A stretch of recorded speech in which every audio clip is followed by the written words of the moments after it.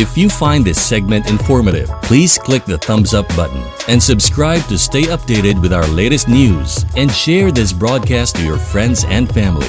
Your support helps us keep you informed. Help us get our first 10,000 subscribers. Your engagement matters. Liking, sharing, and subscribing to our content not only helps more people discover the important stories we bring you, but also supports our team's hard work. It boosts our visibility in the algorithm, making it easier for others to find ways to stay informed. Thank you for being part of our community.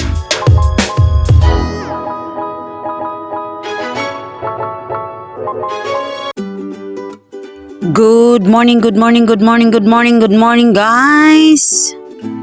Itinanim ko yung alugbati na na-harvest ko guys, para naman sa susunod may ma-harvest tayo ulit at may maisahog tayo sa gulay. Kita nyo guys, malagaw na yung aking unang tinanim Ito yung na-harvest natin na alugbati mula doon sa ating mga tanim. Kaya sakto talaga ang kasabihan na pag may tinanim, may aanihin. Binisita na naman tayo ni Giselle, kaya siya na naman ang ating magiging assistant cook. Ay na guys, nahimay na natin lahat, na-prepare na natin ang ating mga gulay. Meron tayong tinangkong at saka alugbati, pinagsama na natin. At saka ito namang mga gulay na ito ay sayote at talong, sitaw at kalabasa. Ayan, talong. Ito naman ang ating mga ricados, mga lamas-lamas sa buhay. Ito naman ang ating appetizer. Piprituhin natin yan. Ayan ang ating pangsahog. Masarap ito guys. Yan, ang ating gata ay nasa pouch lamang. Yan. Mag-isa na tayo guys na magluto. Ayan.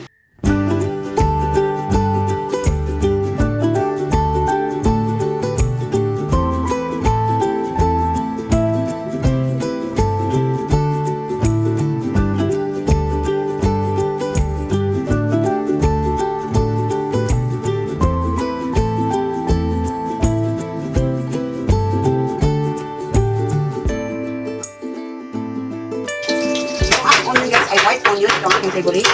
Dahil ito'y masarap, manamis-tamis pag sinampuno sa salad.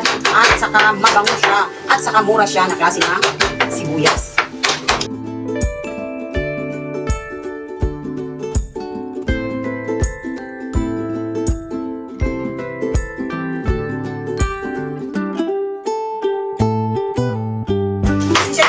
May nagpupupok dahil hindi natin pwede siya pahintuin dahil gumagawa siya ng kwarto. Siya si Kuya Jerry, ang aming the expert man sa carpenter.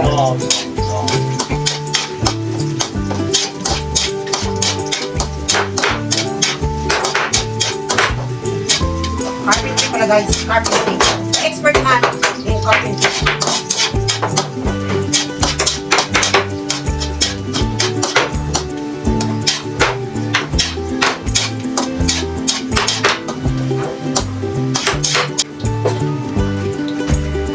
Ayan si Kuya Jerry.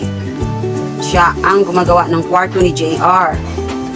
Masakit ang kanyang hinlalaki guys, pero pinuntahan pa rin niya kami para matapos na talaga itong kwarto ni JR. Ayan ang kwarto ni JR. Nakabalandra sa aming sala. Yun. Ayan guys, ang aming kabuuan na kusina. Maliit lamang. Ngunit ay nai-enjoy ko na ito. Pinapa-crunchy natin ang bawang kasi masarap din ito siya pag crunchy na siya. At saka itong luya ay mura pa siya, kaya pinapabango natin ng maigi. Ibinuhos ko na rin pati yung kamatis. Dito sa bandang ito, pwede na natin lagyan ng mga pampasarap. Paminta, betsin, at asin. At haluin natin maigi. At isunod na natin si sardinas para matapos na tong ating pagsusute. Yan. At inilagay ko na rin si gulay. At hayaan na natin ng bahagya para mamaya ilagyan natin ng sabaw na konti, yung mainit na tubig. Pag kumulo na yung tubig, ilagay natin ang mga dahon. Ito at lininisin na natin ang ating mesa para pagkatapos ng ating pagluto ng gulay at saka yung tuyo ay makakain na tayo. Linisin na natin ang mesa guys. At nang tayo makakain na. At dito naman ay may sausawan. At saka nandito na rin ang ating appetizer na tuyo. Luto na guys. Hindi ko na naipakita yung last ko na ginagawa doon sa kusina dahil hindi ko na flip yung aking camera. Ayan guys, piniprepare na namin ang aming mesa.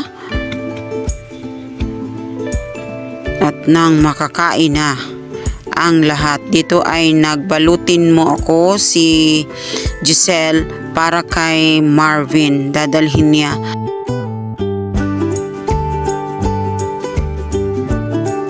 Hindi kasi kasama si Marvin sa pagpunta ni Giselle dito. Siya lang nag-iisa. Kaya ayan, hayaan natin si Giselle na magbalutin mo ako.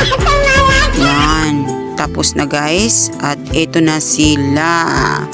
Kakain na. Ayun na guys. Kain na tayo.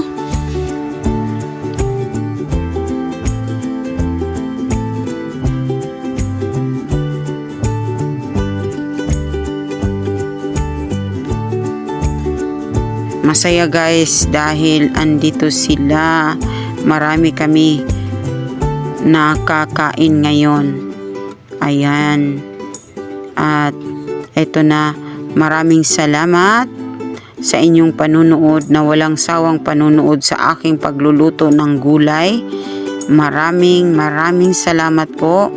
Huwag kalimutang mag-like, mag-comment at i-share nyo naman itong aking video para marami pa ang makakita nito at marami pa tayong magiging content sa susunod.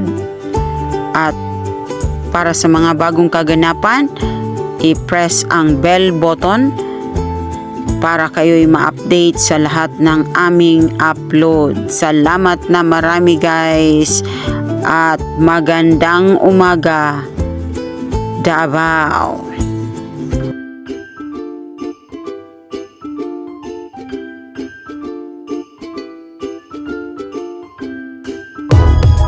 If you find this segment informative, please click the thumbs up button and subscribe to stay updated with our latest news, and share this broadcast to your friends and family.